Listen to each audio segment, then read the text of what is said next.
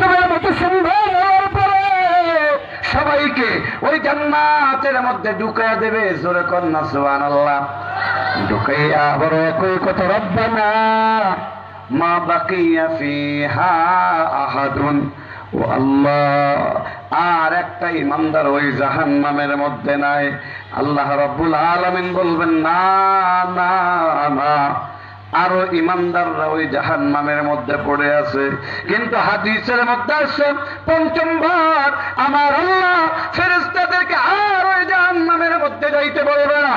কারণ অন্য হাদিসের মধ্যে আছে পঞ্চমবারের মতো এমন কিছু ইমানদার ওই জাহান্নামের মধ্যে থাকবে যাদের কথা কোন নবীরা জানে না, ওলিরা জানে না, ফেরেশতারা জানে না। জানে কে?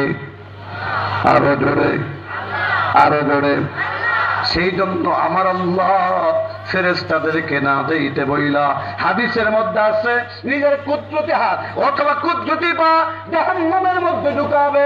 ঢুকাইয়া জাহান্নাম থেকে বের হওয়ার যোগ্য কোন একদিন বলছিল না ইলাহা ইল্লাল্লাহ, লা ইলাহা ইল্লাল্লাহ। আল্লাহর পছন্দ হয়ে গেছে। আল্লাহ জাহান্নামে বিভিন্ন জায়গা থেকে, এই জায়গা থেকে 10টা, ওই জায়গা থেকে 20টা, ওই জায়গা থেকে 30টা, এইভাবে করে গোছায়া গোছায়া জাহান্নামের কিনারায় নিয়ে আসবে। জোরে কন্যা সুবহানাল্লাহ। আইনা একজন রে জাহান্নামের মধ্যে রাইখা বাকি সবাইকে জাহান্নাম থেকে বের করে ওই নাহরুল হায়াত তথা জীবন্ত নদীর মধ্যে গোসল দিয়া ইউসুফের মতো সুন্দর বানাইয়া 18 বছর বয়সের যুবক বানাইয়া সবাইকে জান্নাতে দিয়ে দেবে। জোরে কন্যা সুবহানাল্লাহ।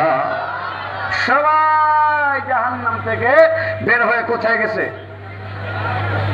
জাহান্নামে আছে কয়জন? সেরকম আরো জোরে সবাই শাহাদাত আঙ্গুল উচ্চা করে বলেন আছে কয়জন?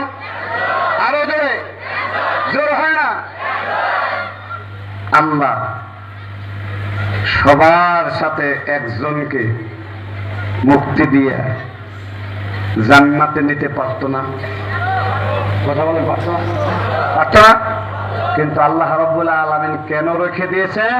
হাদিসের মধ্যে আছে আল্লাহ তার সঙ্গে রসের খেলা খেলে ধাপে ধাপে ধাপে তাকে জাহান্নাম থেকে মুক্তি দিয়া জান্নাতে দেবেন। জোরে কন্যা সুবহানাল্লাহ।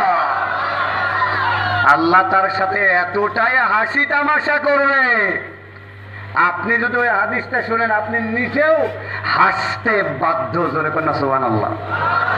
হাসবেন তো হাসবেন, যদি হাসেন এই হাদিসটা শুনে গুনাহ হবে না বরং সব হবে। জোরে কন্যা সুবহানাল্লাহ।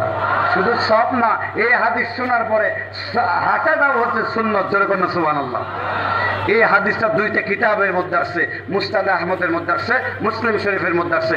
এই 2টা কিতাবের হাদিসই বর্ণনা করেছেন হযরত আব্দুল্লাহ ইবনে মাসউদ রাদিয়াল্লাহু তাআলা আনহু। হাদিসের কিতাবের মধ্যে আসছে আব্দুল্লাহ ইবনে মাসউদ একদিন সাহাবাদের সামনে এই হাদিসটা বর্ণনা করলেন, কেমনে আল্লাহ সর্বশেষ পড়ে থাকা ব্যক্তিকে ধাপে ধাপে বের করে জান্নাতে দেবেন। সাহাবারা শুনলেন, হাদিস বর্ণনা শেষ, আব্দুল্লাহ ইবনে মাসউদ হাসি শুরু করলেন। এখন আমি যদি এখানে হাসি, আপনারা হয়তো কেউ বুঝে হাসবেন, না হয় না বুঝে হাসবেন, তাল তো মিলাবেন। তালও যদি না মিলান একটা পর্যায়ে জিজ্ঞেস করবেন, হুজুর পাগলের মতো হাসলেন যে? জিজ্ঞেস করবেন না? আব্দুল্লাহ ইবনে মাসউদ বলতেছে আমি হাসলাম, আমার সাথে কেউ হাসলও না। হাসি শেষ হওয়ার পরে প্রশ্নও করলো না আপনি কেন হাসলেন। আব্দুল্লাহ ইবনে মাসউদ একটু রাগ করলেন, আমি হাসলাম না, আবার প্রশ্নও করলাম না। তখন সাহাবা যারা ছিল তারা প্রশ্ন করলেন আপনি কেন হাসলেন? তখন আব্দুল্লাহ ইবনে মাসউদ রাদিয়াল্লাহু তাআলা আনহু বলেছিলেন আমি এই জন্য হেসেছি, আমি লক্ষ্য করেছি আল্লাহর নবী সাল্লাল্লাহু আলাইহি সাল্লাম যখন নিজে এই হাদিসটা আমার সামনে বর্ণনা করেছে, লক্ষ্য করেছে আল্লাহর নবী নিজেও হেসেছেন। জোরে কন্যা সুবহানাল্লাহ। সেই জন্য আমি আসছি, অন্য কোনো কারণে নয়। সেই জন্য যুগে যুগে যত মুহাদ্দিসিনে কেরাম এই হাদিসটা বর্ণনা করছেন সবাই হেসেছে। এই হাদিসটা আমি একাডেমিক ভাবে 3 জায়গায় পড়াশোনা করেছি। যেই বছর আমি দাওরায় লক্ষ্য করছি হুজুর হাসে আমরা হাসি, বিশ্ববিদ্যালয়ের